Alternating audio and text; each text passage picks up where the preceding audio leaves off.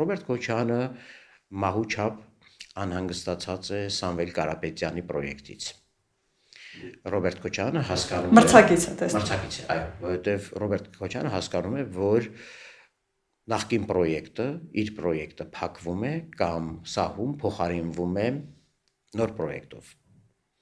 Անկախ նրանից, ինչպիսին են Սամվել Կարապետյանի շանսերը, որոնք իմ կարծիքով այդքան էլ բարձր չեն։ Եվ դրա համար Ռոբերտ Քոչյանին պետք էր այդ այցը եւ այդ հանդիպումը համոզելու համար, որ ինքը ամենևին դուրս գրված խաղաքարտ չէ եւ խաղատախտակից դուրս բերված խաղաքար չէ։ Հետևաբար իր խնդիրն է առնվազն փորձել Ռուսաստանին համոզել իր պրոյեկտներում չմոռանալ իր մասին։ Եվ ինքը հասկանում է, որ խաղադրույքը կատարված է արդեն Սամվել Կարապետյանի վրա եւ դրա համար առաջ է բերում կոնսոլիդացված ճակատի գաղափարը